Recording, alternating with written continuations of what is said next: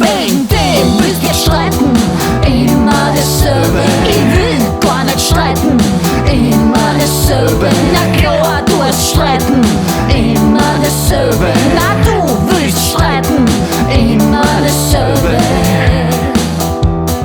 Immer dasselbe. Immer dasselbe. Hey Martina, heute koch ich und du sagst, was du magst. Du Kali, mir ist echt alles recht. Panierte Zucchini mit Sauce Tartar. Nicht schon wieder so Tartar, es tut mir leid. Zucchini-Cremesuppen mit Kernöl und Brot. Oh, Zucchini haben wir letzte Woche erst gehabt. Kartoffelsuppen mit Sauerrahm.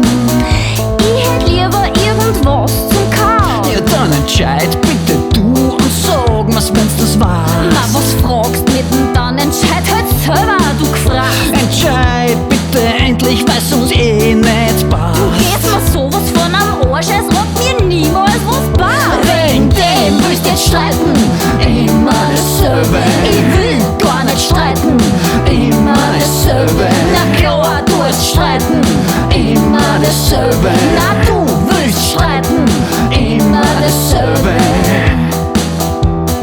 Immer dasselbe. Immer dasselbe. Hey, die Dusche ist dreckig und die Abwasch voller Geschirr.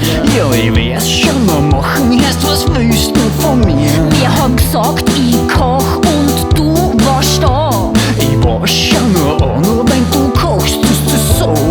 5, 6 Stepf und einer voll mit Besteck. Wenn ich das nur sieh, renn ich gleich wieder weg.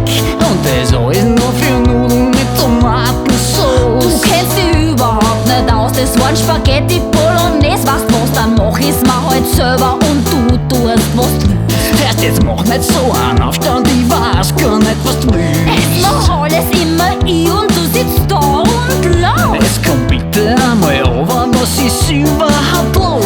Wegen dem willst jetzt streiten, immer dasselbe. Ich will gar nicht streiten, immer dasselbe. Na klar, du willst streiten, immer dasselbe. Na